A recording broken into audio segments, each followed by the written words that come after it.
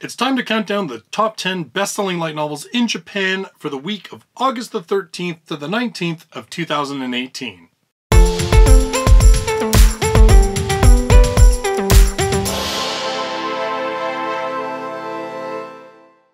Hello everybody, Justus R. Stone here with another countdown of the top 10 best-selling light novels in Japan.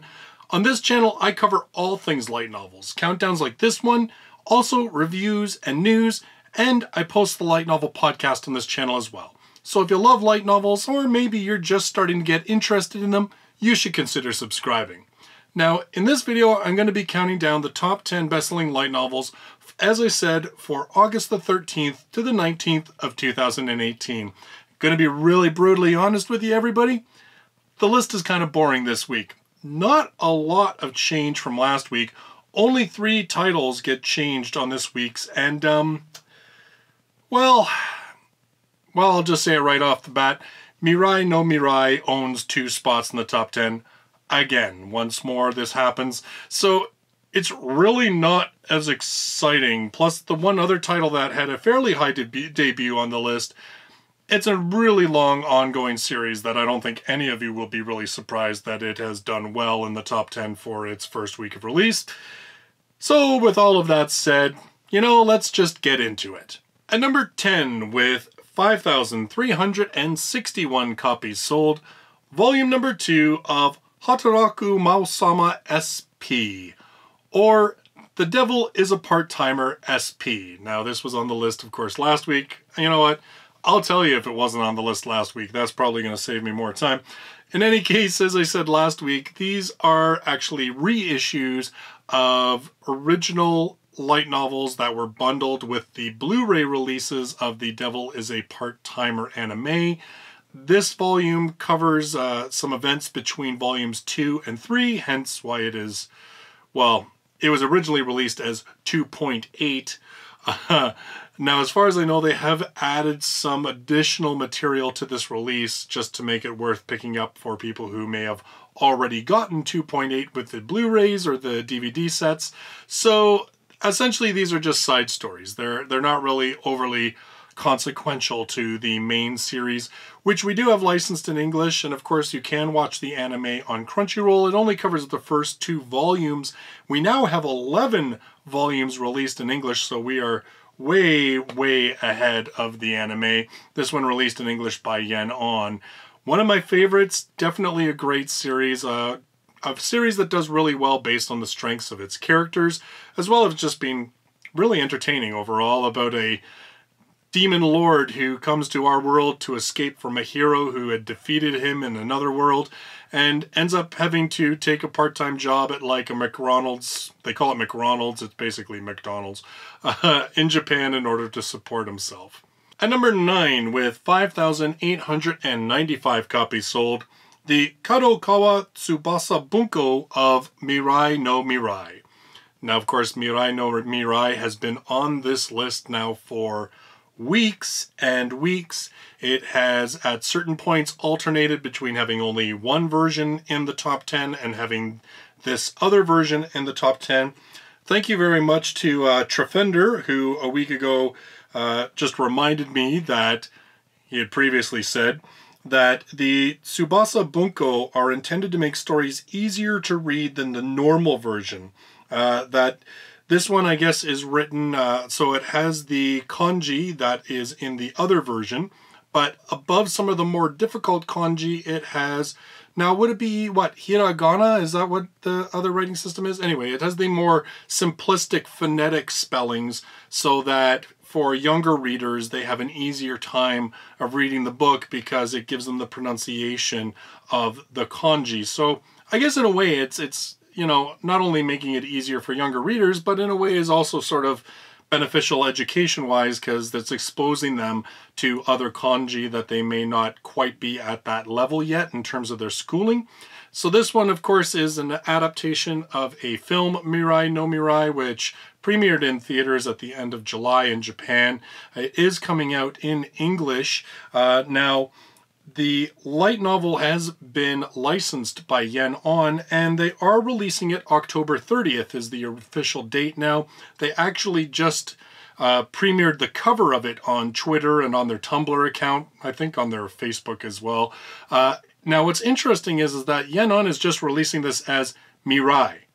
They don't have it as Mirai, no Mirai, or Mirai of the Future, which was the other way that I had seen it translated in English. So if you're wanting to pick this up, you're just going to be looking for the book that's called Mirai. That's what this light novel is.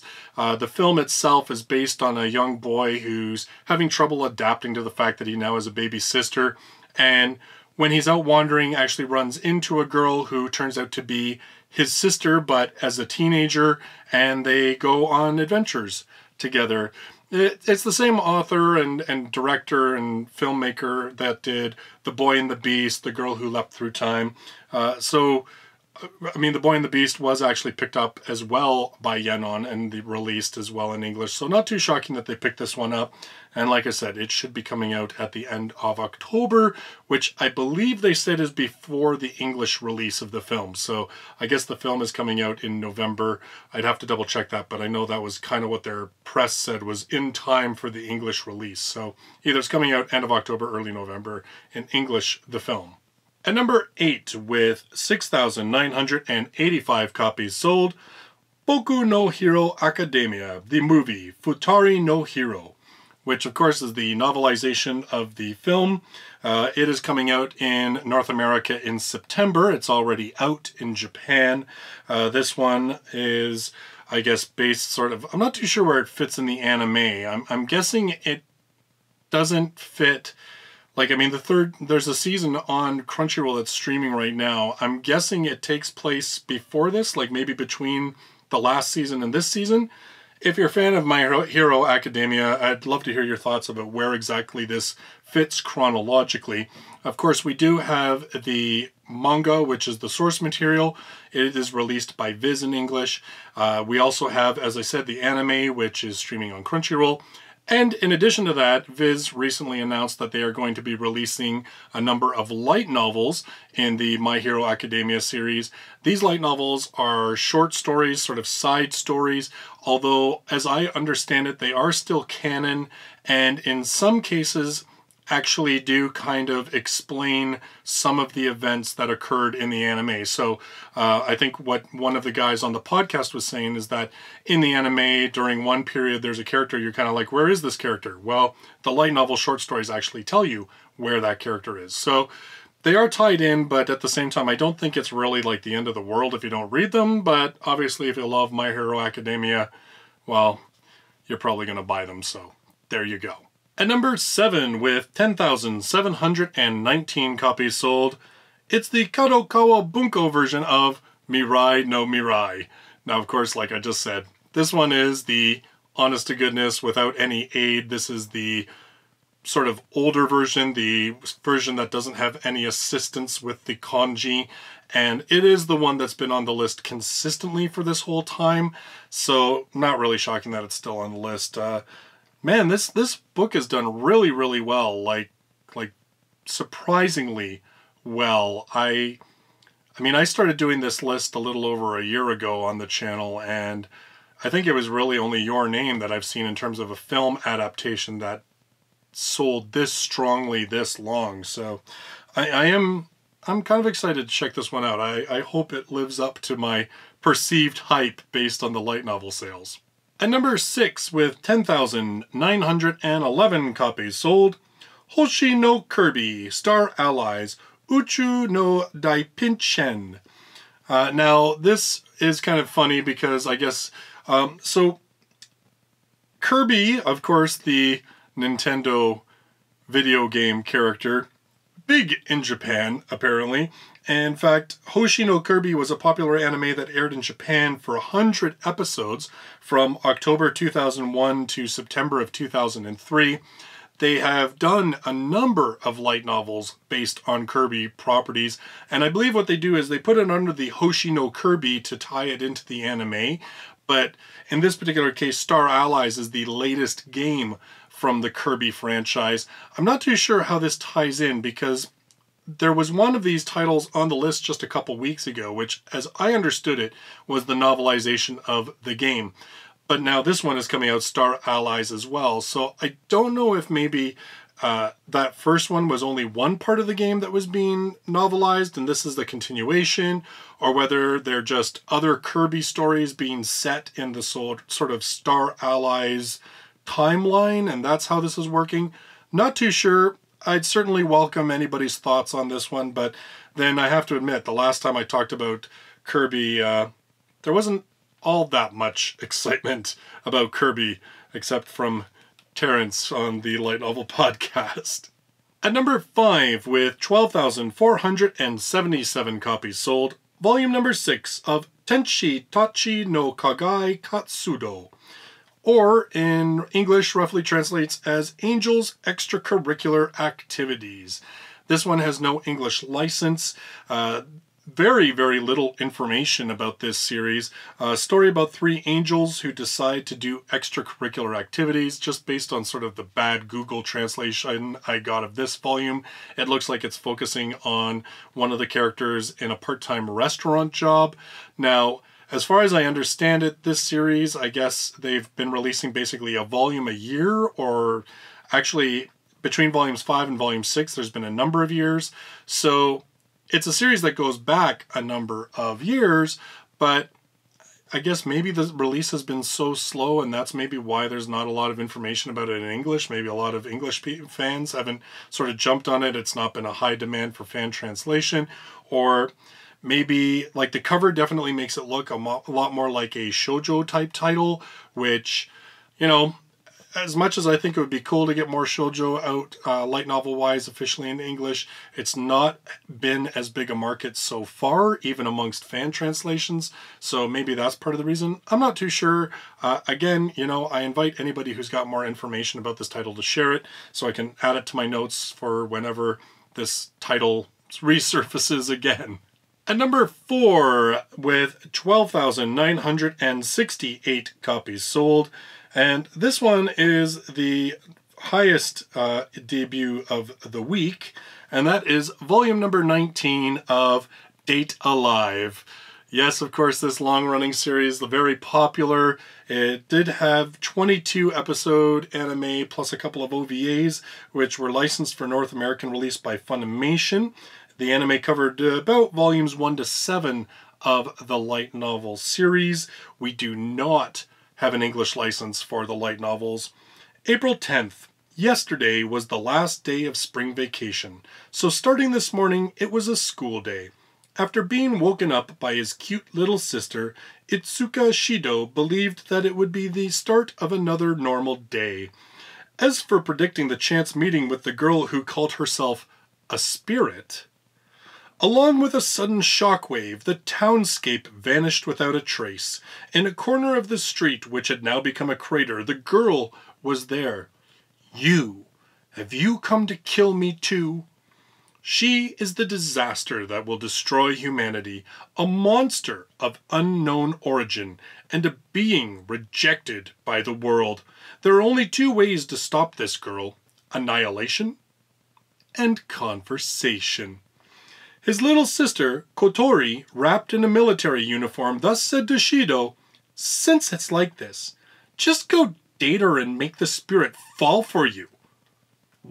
What? Enter a new age of boy meets girl. So, of course, yes, a long time running series always hits the top 10 and near the top of the top 10 whenever a new volume gets released. I know there's a number of you that have been requesting this one from Seven Seas just about every time that they put out one of their surveys, and it has yet to happen, and I'm kind of the mind that it might not if it hasn't happened yet. But you know what? Nowadays, just about anything seems possible, so if you like this series, keep on requesting, you never know. At number 3, with 15,042 copies sold, volume number 9 of Ryuo no Oshigoto. The Ryo's work is never done.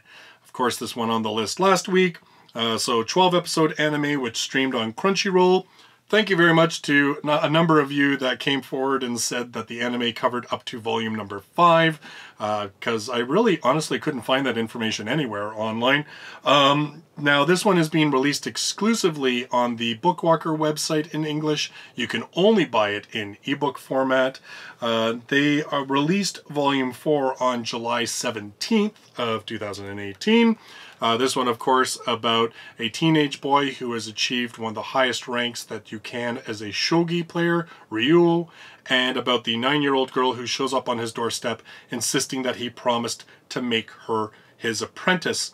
And essentially the story is kind of about the two of them and their lives together, and the fact that the main character was kind of burning out on shogi, that the whole responsibility of his title and everything else was kind of making him dislike the game, and then having this girl all of a sudden show up with this passion and exuberance and fresh sort of eyes and approach kind of reignites the fire in him. I really like that aspect of the series. I wasn't such a big fan of the let's make a 9-year-old girl fan service material. That kind of, I was a little again, I said it last week, Frogkun on Twitter had the same reaction to the first volume I did, or a very similar reaction, but she's gone on to read a lot more of it, and I guess apparently it does get less iffy about that kind of stuff, but the story actually gets a lot better. And the shogi scenes, you wouldn't think shogi writing like about a shogi game would seem exciting, but the shogi matches were actually pretty cool to read, I gotta admit. At number 2, with 15,486 copies sold, volume number 8 of Sword Art Online Alternative Gun Gale Online. So of course this one on the list last week. We do have it licensed for English release by Yen-On. They're releasing volume 2 in September. September 18th currently is the official date. The series is written by Keiichi Sigsawa, who is the author of Kino's Journey. He also supervised the Gun Gale anime. He acted as a liaison and sort of worked with the staff, because apparently Sigsawa is a huge gun nut that very much comes across in this light novel. The story is about a girl who has pretty much a big hang-up about the fact that she is tall, and so she starts joining VR MMOs in search of a cute tiny girl to sort of have like an alternate life as a short, cute, chibi girl, and manages to find it, but in a game with shooting and killing, and then she kind of becomes pretty good at it. Pretty much all of these books revolve around this battle royale system, this whole, what do they call it again? It's Squad Jam. I don't know. Can't believe I forgot that. I actually read the first volume. Squad Jam, which is teams teaming up and then trying to basically battle it out until one team survives. I read the first volume. It was pretty fun. Although, again, it is very much about playing this game. There's not a lot of big overarching plot in the first volume. I understand there's a little bit more of that as the series progresses, but primarily this first volume was just kind of to show off Sigsawa, to give him a world to have a lot of fun with people running around with different kinds of guns shooting each other, which is still entertaining and I still enjoyed it, but you know, it might not be necessarily for everybody. Finally, at number 1, with 40,684 copies sold, and no one's going to be surprised, volume 26 of Mahoka Koko no Reitosei, The Irregular at Magic High School. This one licensed by Yen-On. They're releasing volume 9, also September 18th of 2018. 26-episode anime, which covered volumes 1 to 7, though it did exclude a volume 5. You can stream that on Crunchyroll. This one, of course, about a world where magic has become technology, basically, and those who can use it, magicians, enter into schools to be trained and to learn how to do certain things. And it's basically following a brother and sister who enter into the school. The sister is incredibly gifted and an overachiever. The brother is seen as a bit of an underachiever, and it basically follows their adventures. Now, kind of interesting, I had mentioned in a video or two about this that there was news going around that the series was heading towards its conclusion. Now, a few of you have kind of come forward and started to talk a little bit about this. Now, I got that from Anime News Network. I did link the article to one person when we were talking about it. And it makes it sound pretty clear like that's what's happening. Not necessarily that this is going to end like volume 27 is it. They're just basically like, yeah, it's working towards it. Which, I mean, could mean there's another 5 books, who knows. But another one of you read it and they said in the actual Japanese and you said, it's kind of unclear whether it just means that it's heading towards a conclusion, as in a conclusion of like a big story arc, or whether it's actually heading towards the conclusion of the series. So, a little bit iffy. It sounds like some rumors had been running around like Reddit or whatever, other forums that said definitively like this volume will be the end, but we definitely haven't seen anything like that officially. And as I said, apparently if you actually read the original Japanese article that was quoted in the ANN article, there can be an interpretation that it's not necessarily the end of the series, but may just be like a major climax of a storyline. So anyway, I just wanted to sort that out because, you know, throw that out to all of you just because I like having accurate information when I have it available to me. Really, until we get a definitive time that they say this is going to be the last volume, this one could go on for Lord only knows how long. I mean, it's sold 109,000 copies so far, and, you know, really, unless the author hates the story and wants to end it, there's certainly no financial reason or sales reason for him to end this series anytime soon. This week I want to say a special thanks to Ricardo Matos, to Jean-Luc Chartier, and to Bob Thompson, and all the rest of my supporters on Patreon for the continued support in helping me buy books to review here for this channel, to help pay for the hosting of the Light Novel podcast, and as you guys can tell, I am using new equipment for my filming. I'm hoping this one looks a little bit better. The last couple videos I had were a little wonky color-wise. The LCD screen makes it look a lot better than the last one, so I think maybe I'm getting the hang of it, but we'll see. I'll just keep working at it. But in any case, your support, your help is making all of these things possible, and I really do appreciate it.